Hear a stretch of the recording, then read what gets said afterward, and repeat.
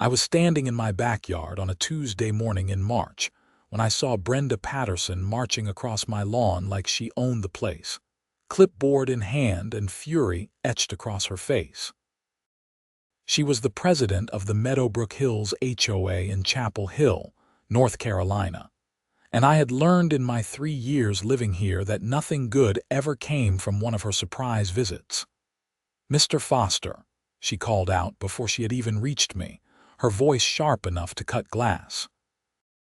"We need to talk about that monstrosity you've erected on your property."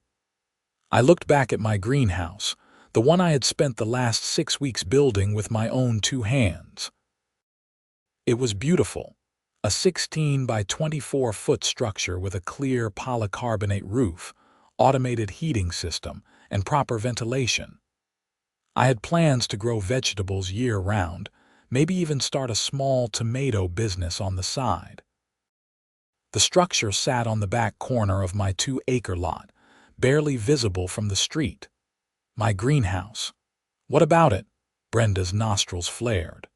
She was in her late 40s, always dressed like she was about to attend a country club luncheon even though it was barely 9 in the morning.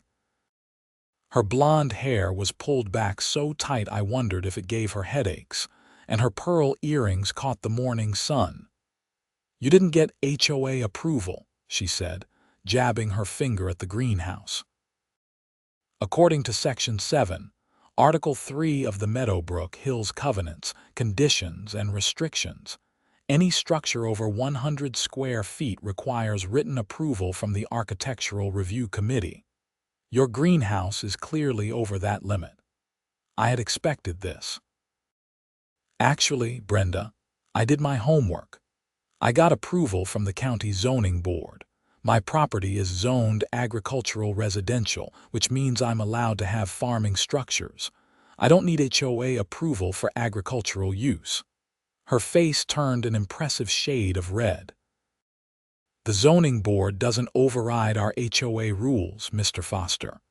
The CCRs are legally binding. You signed them when you purchased your home. And agricultural exemptions are also legally binding," I countered. "North Carolina law is pretty clear about this. When there's a conflict between HOA rules and agricultural zoning, the agricultural use takes precedence as long as it's legitimate. I'm growing food. That's legitimate agriculture." Brenda's mouth opened and closed a few times. "We'll see about that. You'll be hearing from our lawyer." She turned on her heel and stormed off, leaving deep indentations in my lawn from her heels. I sighed and went back to checking the heating system in the greenhouse.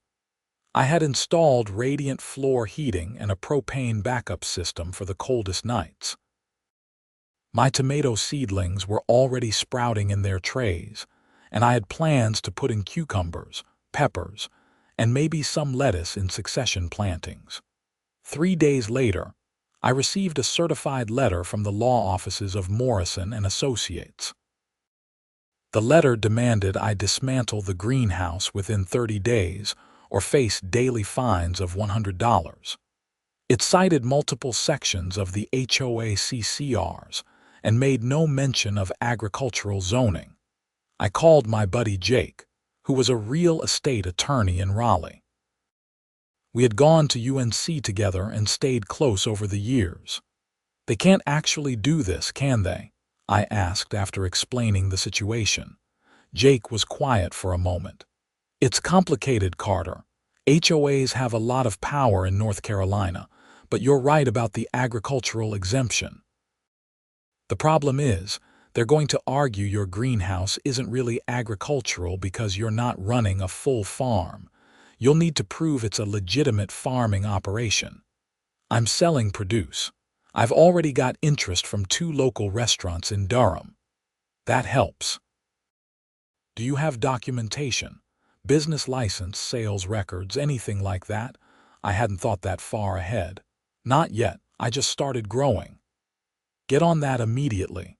Register a business with the state, get your documentation in order, keep meticulous records. If this goes to court, you'll need to show you're running a real agricultural operation, not just a hobby greenhouse. Over the next 2 weeks, I got busy. I registered Carter Foster Farms as a sole proprietorship with the North Carolina Secretary of State. I contacted the North Carolina Department of Agriculture and got information about cottage food operations and small farm regulations. I reached out to the 2 restaurant owners who had expressed interest in my heirloom tomatoes and got written letters of intent to purchase. The greenhouse was thriving. My heating system kept the internal temperature at a steady 65 degrees even when it dropped to 30 outside. I had invested in a good thermostat system that could be controlled from my phone, and I checked it obsessively. The tomatoes were already 6 inches tall, and I had started my pepper seedlings. Brenda wasn't idle either. I started getting complaints about everything. My lawn was apparently too long, even though I had mowed it 3 days earlier. My trash cans were supposedly visible from the street on a non-collection day, even though they were behind my house. Someone claimed my truck was leaking oil on my driveway, creating an eyesore. Each complaint came with a formal letter and a threat of fines. I documented everything, took photographs with timestamps, and kept a detailed log. Jake had advised me to create a paper trail. The situation escalated on a Thursday afternoon in early April. I came home from my job at the architectural firm where I worked to find a crew of men in my backyard, standing near my greenhouse with tools. "What the hell are you doing?" I shouted, running across the lawn. One of the men, a burly guy in his 50s with a scraggly beard, held up a work order. "We're here to remove an unpermitted structure. Says here we're authorized by the Meadowbrook Hills HOA. You're not touching anything. This structure is legally permitted through agricultural zoning." The man shrugged. "I just do what the work order says, buddy. Take it up with the HOA." I pulled out my phone and called the non-emergency police line. "I need an officer at my residence. Someone's trying to destroy my property." The crew leader looked annoyed but told his men to wait. Within 15 minutes, a Chapel Hill police officer arrived. His name was Officer Rodriguez, and he looked tired as he got out of his patrol car. I explained the situation as clearly as I could. "This greenhouse is permitted through county agricultural zoning. The HOA is trying to have it removed without a court order." Officer Rodriguez looked at the work order, then at me. "Do you have documentation of your permits?" I ran inside and grabbed my folder, which contained my zoning approval, my business registration, and my correspondence with the county. The officer reviewed everything carefully.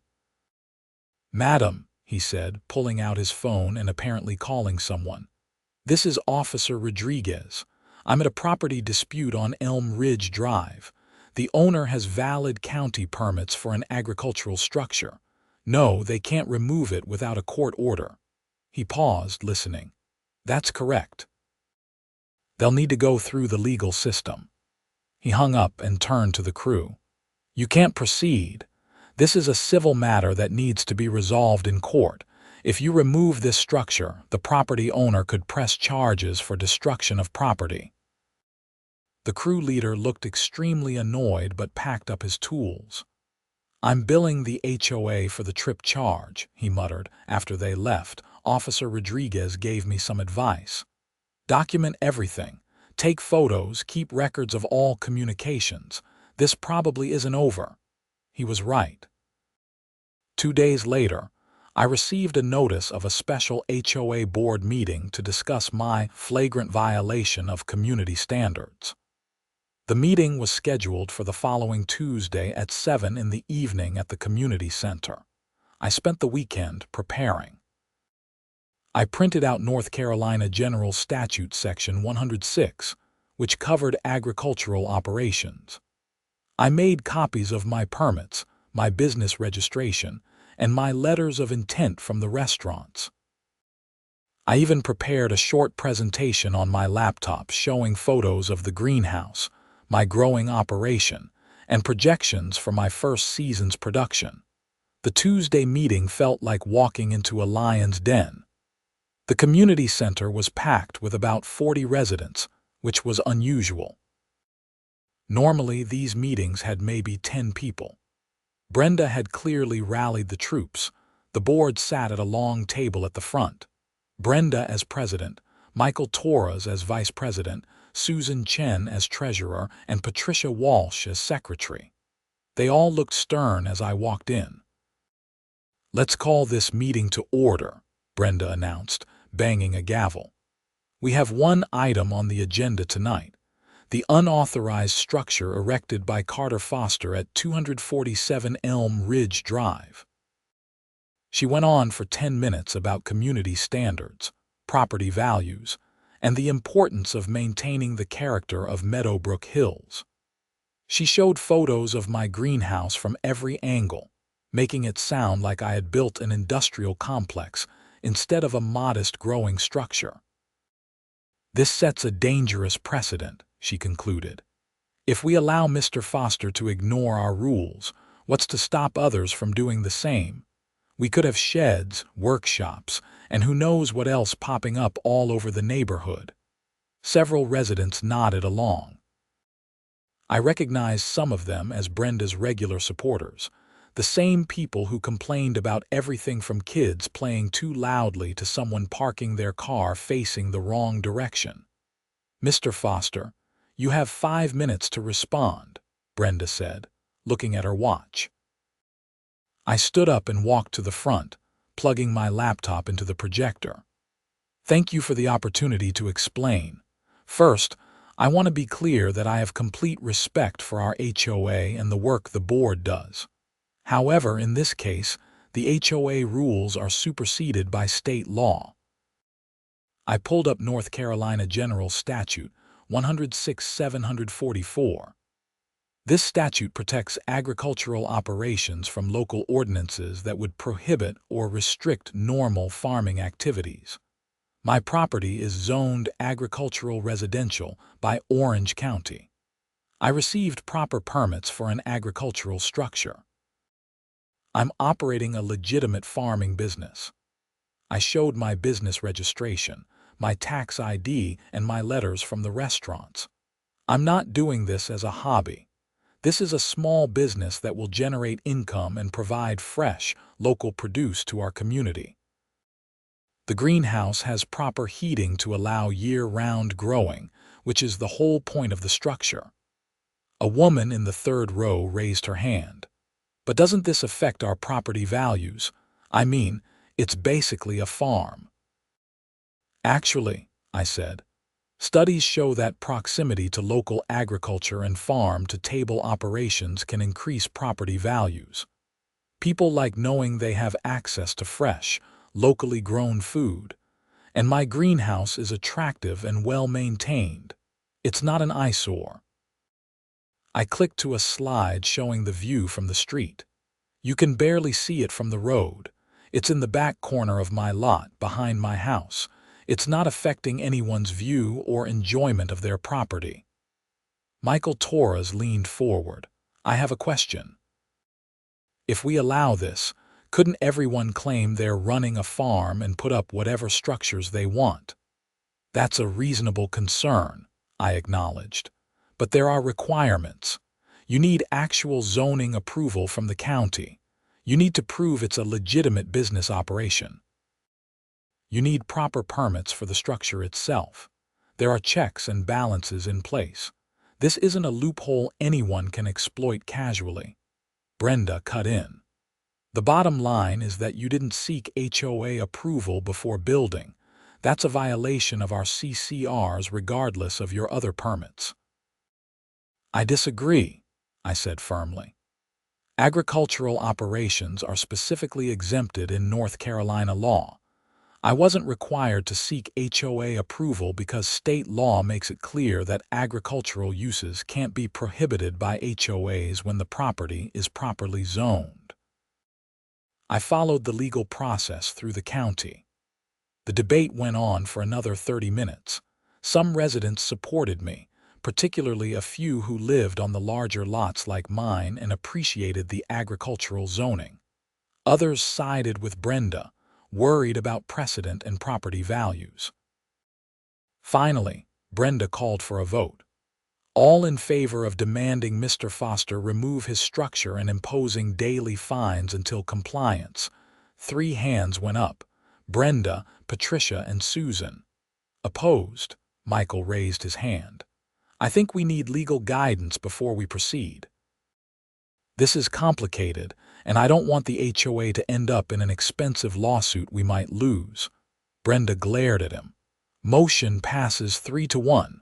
Mr. Foster, you have 30 days to remove the greenhouse or face fines of $100 per day. I packed up my laptop. I'll see you in court. The next morning, I called Jake again and told him what happened. He agreed to represent me and filed a response to the HOA's demand, arguing that the greenhouse was protected under agricultural zoning laws.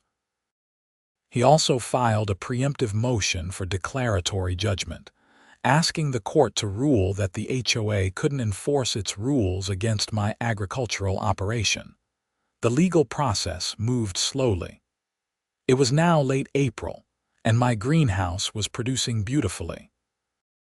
My tomato plants were loaded with fruit, and I had started making my first deliveries to Antonio's, an Italian restaurant in Durham, and the local Table, a farm-to-table place in Chapel Hill. Both owners were thrilled with the quality of my produce. Meanwhile, Brenda was relentless. I received a notice that I owed $3,000 in fines for not removing the greenhouse. I sent a letter back refusing to pay and citing the pending litigation. She responded by putting a lien on my property, which Jake immediately moved to have removed. This is harassment, Jake told me during one of our calls. Document everything. Every letter, every interaction. If this keeps up, we might have a counterclaim for harassment and intentional infliction of emotional distress. In early May, I got my first real break. I received a call from a reporter at the Chapel Hill News. Her name was Sarah Martinez, and she had heard about my situation through the county zoning office. I'm doing a story on conflicts between HOAs and agricultural zoning, she explained. Would you be willing to talk to me? I hesitated. I'm in the middle of litigation. I understand. I'll focus on the broader issues, not just your specific case. But your story illustrates a growing problem in North Carolina. A lot of people are getting interested in small-scale farming, but HOAs are standing in the way. I agreed to meet her at a coffee shop in Cabarrot. She was in her 30s, sharp and professional, and she took careful notes as I explained the situation. She also wanted to see the greenhouse, so we drove to my place afterward. This is really impressive, she said, walking through the rows of plants. The tomatoes were now over 4 feet tall, supported by strings hanging from the roof structure. Peppers were flowering, and I had started some cucumber plants along one wall. You're really producing commercial quality crops here. That's the idea. I'm not playing around. This is a real business. The article came out the following week, and it was fantastic. Sarah had interviewed agricultural experts, legal scholars, and even a few other people dealing with similar HOA conflicts. My situation was presented sympathetically, with photos of the greenhouse and quotes from the restaurant owners about the quality of my produce. The article got picked up by some regional news outlets and started circulating on social media. Suddenly, I was getting calls from other people dealing with HOA problems, from reporters wanting follow-up stories, and from a few agricultural advocacy groups offering support. Brenda was not pleased. She sent me a cease and desist letter demanding I stop talking to the media, which Jake told me to ignore. You have every right to tell your story, he said. This is actually helping our case by showing community support for your operation. The court hearing was scheduled for mid-June. In the meantime, my business was thriving. I was now supplying 3 restaurants regularly, and I had started a small farm stand on Saturday mornings in my driveway, selling surplus produce to neighbors and people from the community. The farm stand was legal under North Carolina's cottage food laws, and it was bringing in decent money. Ironically, several of my neighbors started coming by to buy produce, including some who had been at the HOA meeting arguing against me. My tomatoes were that good. The week before the hearing, something unexpected happened. I was working in the greenhouse on a Wednesday evening when I noticed the temperature dropping faster than it should. I checked my phone and saw that the heating system had shut off. I went to investigate and found that someone had cut the propane line to my backup heater. Not just disconnected it, but actually cut through the copper pipe with what looked like bolt cutters. It was deliberate sabotage. I immediately called the police. This time, a detective showed up, a woman named Detective Lisa Warren. She took photos of the damage, collected what might be evidence, and asked me a lot of questions about who might have done this. "You have security cameras?" she asked. I didn't, which I now regretted. "No, but I'm installing them tomorrow." "Good idea. This is clearly intentional. Do you have any idea who might want to damage your property?" I explained the whole HOA situation. Detective Warren took notes and looked thoughtful. "We'll investigate. In the meantime, get those cameras up and keep documenting everything." The damage was expensive to repair. I had to call an emergency plumber, who charged me $800 to replace the cut section and ensure there were no gas leaks. Thankfully, the electric heating system had kept the greenhouse warm enough that I didn't lose any plants, but it was a close call. The next day, I installed a complete security camera system with 4 cameras covering different angles of my property, all recording to cloud storage. I also put up a couple of motion-activated lights. Jake was furious when I told him about the sabotage. "This changes things. We're adding this to our filings. This shows a pattern of harassment and possibly criminal behavior." The court hearing finally arrived on June 15th. It was held in the Orange County Courthouse in Hillsborough. Judge Margaret Hendricks presided, a woman in her 60s with silver hair and a reputation for being fair but tough. The HOA was represented by their attorney, Richard Morrison, a slick guy in an expensive suit who had clearly handled many HOA cases before. He spent 30 minutes arguing that the HOA's CCRs were legally binding contracts that I had agreed to when I purchased my home, and that those contracts took precedence over any claimed agricultural exemptions. "Mr. Foster is trying to have it both ways," Morrison argued. "He wants the benefits of living in a planned community with maintained standards and property values, but he doesn't want to follow the rules everyone else follows. If we allow this, it will open the floodgates to violations throughout Meadowbrook Hills." Jake stood up for our turn and systematically dismantled Morrison's arguments. "Your Honor, North Carolina law is clear on this matter. General Statute 106-744 explicitly protects agricultural operations from local restrictions, and that includes HOA covenants. Mr. Foster's property is zoned agricultural residential. He obtained proper permits from Orange County for his structure. He's operating a legitimate farming business with documented sales to commercial customers." Jake presented all our documentation, including my business records showing over $6,000 in sales so far that season, tax records, permits, and letters from my restaurant customers. He also presented the police report about the vandalism. "This isn't just about a greenhouse, Your Honor. The HOA has engaged in a campaign of harassment against Mr. Foster, including what appears to be criminal sabotage of his heating system. They've imposed thousands of dollars in fines with no legal basis, attempted to have his structure removed by force, and placed a lien on his property.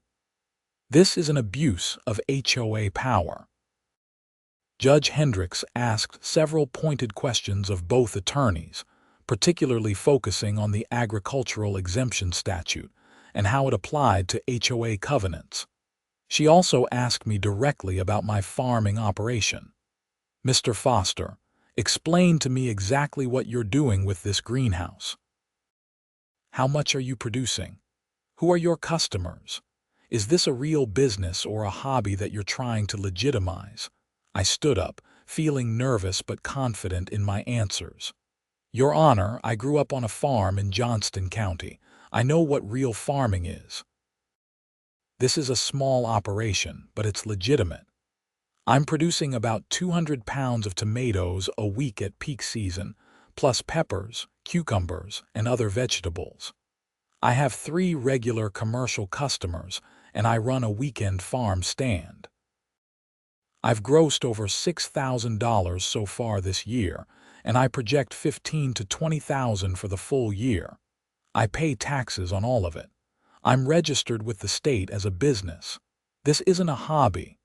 Judge Hendricks nodded and made some notes. "I'll take this under advisement and issue a ruling within 2 weeks. Those 2 weeks were agonizing. I kept working my greenhouse, making deliveries, and running my farm stand. I also reviewed my security footage regularly, but there were no more incidents of vandalism. Whoever had cut my propane line was apparently lying low. On June 30th, I received an email from the court clerk with Judge Hendricks's ruling attached. I opened it with shaking hands. The ruling was 12 pages long, but the conclusion was clear. I won. Judge Hendricks ruled that my agricultural operation was protected under North Carolina law, that the HOA could not enforce its CCRs against a legitimate farming use on agriculturally zoned property, and that all fines imposed by the HOA were void and unenforceable. She also had some sharp words for the HOA. The court finds that the Meadowbrook Hills HOA has exceeded its authority and engaged in what appears to be a pattern of harassment against Mr. Foster. While HOAs serve an important function in maintaining community standards, that authority is not unlimited. When state law clearly exempts certain activities, HOAs must respect those exemptions. The evidence suggests that the HOA continued to pursue this matter even after being informed of the legal protections afforded to agricultural operations, raising questions about whether this action was taken in good faith. Jake called me 10 minutes after I finished reading the ruling. "Did you see it?" "Yes, we won, completely. And the judge's language about harassment is significant. I think the HOA is going to back off now. They'd be foolish to appeal this." I felt a weight lift off my shoulders that I hadn't fully realized I was carrying.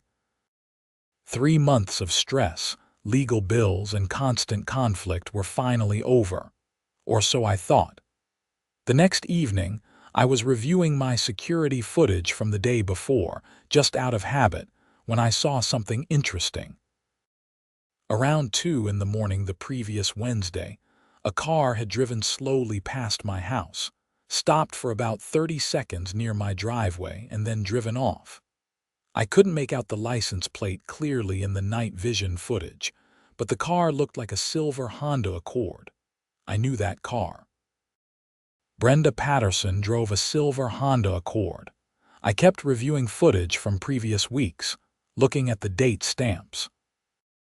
On the night my propane line was cut, a silver Honda had driven past around 11:30 at night, which was unusual because Elm Ridge Drive was a dead-end street without much through traffic, especially late at night. I called Detective Warren and told her what I had found. She asked me to send her the footage, which I did immediately. "I can't make out the plate," she said after reviewing it. But I can see it's a Honda Accord silver, probably 2018 to 2020 model. Do you know if Brenda Patterson owns a car matching that description? She drives one. I see it all the time at HOA meetings. That's not enough for a warrant, but it's interesting. Let me do some checking. 2 days later, Detective Warren called me back. I've been looking into Brenda Patterson's background. Did you know she was involved in a similar situation in her previous neighborhood in Cary? No. What happened?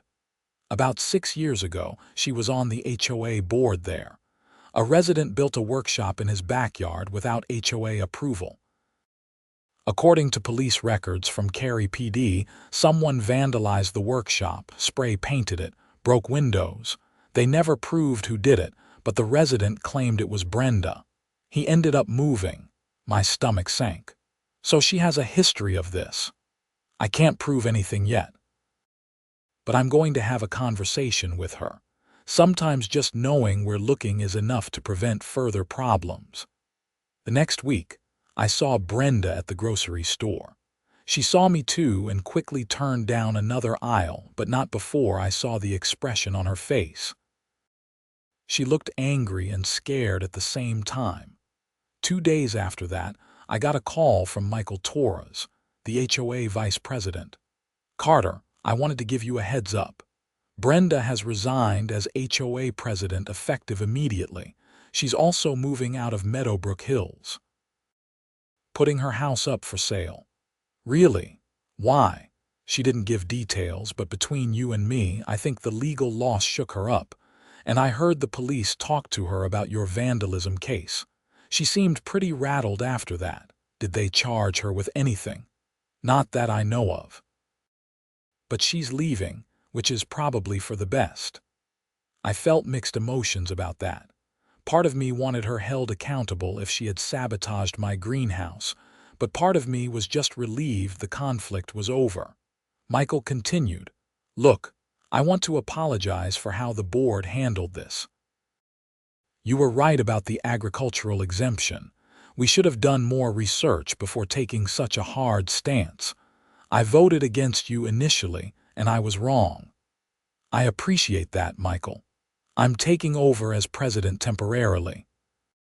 One of the first things I want to do is revise our CCRs to clarify how we handle agricultural uses.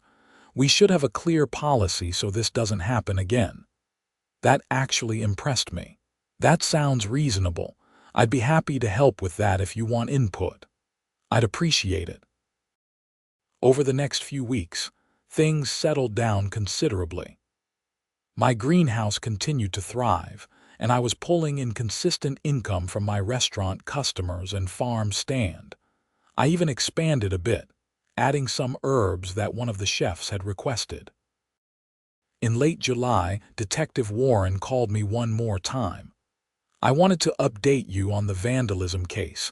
We're not going to pursue charges against Brenda Patterson." "Why not?" "Insufficient evidence.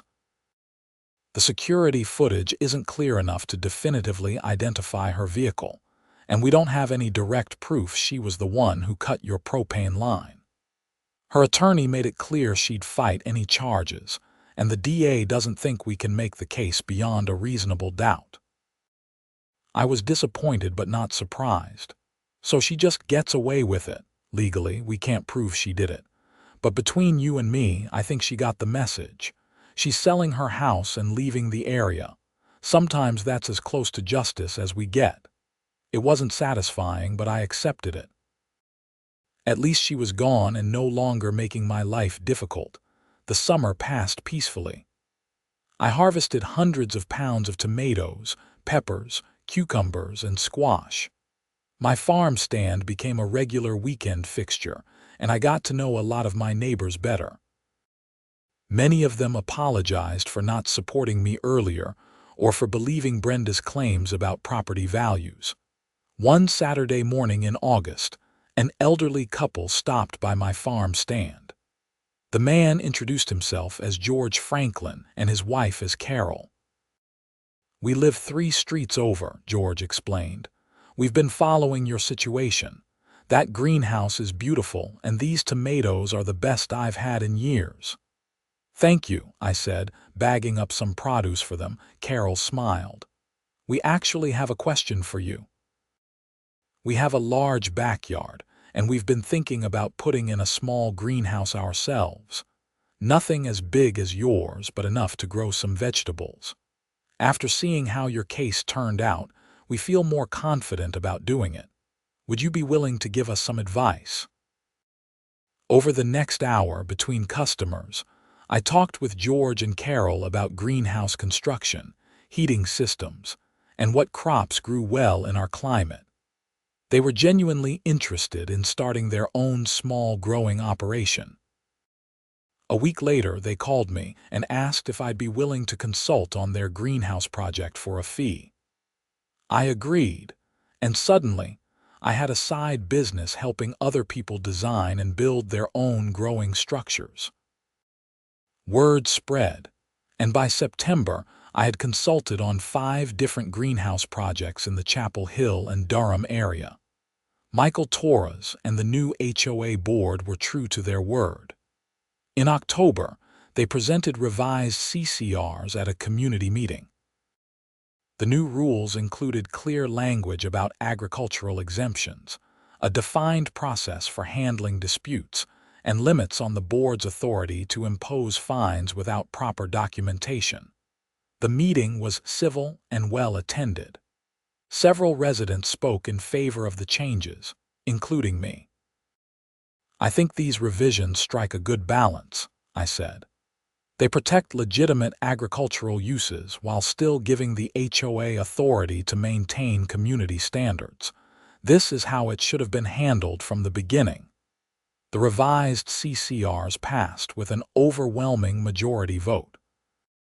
In November, I was contacted by a law school professor at Duke University. Professor Martin Chen taught property law and was interested in my case as a teaching example about conflicts between HOA covenants and state agricultural protection laws. "Your case is actually quite significant," he explained during our phone conversation. "The judge's ruling clarifies how these conflicts should be resolved in North Carolina. I'd like to include it in my curriculum and possibly write about it for a law journal. Would you be willing to come speak to my class?" I agreed, and in December I found myself at Duke Law School talking to a room full of law students about HOAs, agricultural exemptions, and property rights. It was surreal but also satisfying. My frustrating experience was helping educate future lawyers about these issues. The winter was my greenhouse's time to really shine. While other local growers were shut down for the season, I was still producing fresh tomatoes, lettuce, and herbs. My restaurant customers were thrilled to have local produce in December and January, and they increased their orders. By the end of the year, I calculated that my greenhouse business had grossed $32,000. After expenses for seeds, heating, propane, electricity, and the initial construction costs, I had netted about $18,000. Not enough to quit my day job, but a significant supplemental income. More importantly, I had proven my point. This was a legitimate agricultural business, not a hobby, and I had helped establish legal precedent that would protect other people in similar situations. In February of the following year, I got an unexpected piece of news. Detective Warren called me one more time. "I wanted to let you know, Brenda Patterson was arrested last week in Wilmington." "For what?" "She moved to a neighborhood down there and got involved with their HOA. Apparently she got into another dispute with a homeowner over a shed. Last week, she was caught on security camera vandalizing the shed. Clear footage, no question it was her. She's been charged with criminal mischief and trespassing." I felt a grim satisfaction hearing that. So she did it again. Seems like a pattern with her. The Wilmington detective handling the case reached out to me after seeing Patterson's previous address. I shared information about your case. They can't charge her for what happened to you because we can't prove it, but it establishes a pattern that will help with the current charges. What's going to happen to her? She'll probably get probation and have to pay restitution, maybe some community service, but she'll have a criminal record. And I suspect she'll have trouble getting involved with any more HOAs after this. Justice delayed, but justice nonetheless. I felt a sense of closure I hadn't realized I was still seeking. Spring arrived, and I started my second season in the greenhouse. I had learned a lot from my first year and made improvements to my systems. I added better irrigation, improved my pest management, and diversified my crops based on what my restaurant customers wanted. The farm stand had become a community fixture. Every Saturday morning, people would line up before I even opened, eager for fresh produce. I recognized most of the regulars now, knew their names and what they liked to buy. One Saturday in April, a young couple approached me with a familiar-looking clipboard. My guard immediately went up until I saw they were smiling. "Hi, Mr. Foster," the woman said. "I'm Jennifer Huang, the new HOA secretary. This is my husband, David. We just wanted to introduce ourselves and let you know we're really supportive of what you're doing here." I relaxed. "Thanks. It's nice to meet you." "Actually," David said, "we're thinking about organizing a community garden in the common area near the entrance. We wondered if you'd be interested in helping us plan it. Maybe even donating some seedlings to get it started." I found myself genuinely smiling. "I'd love to help with that." Over the following months, we developed plans for a community garden that would give interested residents their own small plots to grow vegetables and flowers. It was approved enthusiastically by the HOA board and the general membership. In June, we had a community garden planting day. About 30 residents showed up, including several families with kids. I had donated hundreds of seedlings from my greenhouse, tomatoes, peppers, herbs, and flowers, and I spent the day helping people plant and teaching them basic growing techniques. It was one of the best days I had since moving to Meadowbrook Hills. The neighborhood that had once been a source of stress and conflict had become a real community, united by a shared interest in growing food and supporting local agriculture. My greenhouse continued to thrive. By the end of my second season, I had grossed over $40,000 and netted about $28,000 after expenses. I had added 2 more restaurant customers and started supplying a local grocery co-op with specialty produce.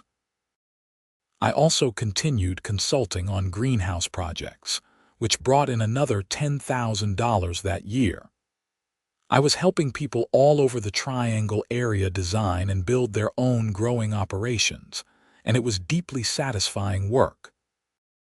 Looking back on everything that happened, I realized that Brenda Patterson had inadvertently done me a favor. Her antagonism had forced me to professionalize my operation, document everything meticulously, and really commit to making the greenhouse a success. If she had just left me alone, I might have treated it more casually. Instead, I had built a thriving business, helped establish important legal precedent, educated others about agricultural rights, and helped transform my community's relationship with local food production. The greenhouse stood in my backyard, its clear panels gleaming in the sun, the heating system humming softly on cool nights, plants growing in neat rows inside. It was exactly what I had envisioned when I first started building it, and more. On a warm evening in September, I stood in my greenhouse after making my last delivery of the day, looking at the tomato plants heavy with fruit, the pepper plants loaded with jalapenos and bells, the cucumber vines climbing their trellises. Through the clear roof, I could see the first stars appearing in the darkening sky, My phone buzzed with a text from Antonio at the restaurant. "Those heirloom tomatoes you delivered today are incredible. Customers are raving about the capre salad. Can you bring double the usual order next week?" I smiled and texted back confirmation. Then I checked the thermostat on my phone, making sure the heating system was set correctly for the night. Everything was running perfectly. I had fought for my right to farm on my own property, stood up to an abusive HOA, survived harassment and vandalism, and come out the other side with a successful business and a transformed community. The greenhouse had cost me stress, legal fees, and countless hours of worry. It had been worth every minute.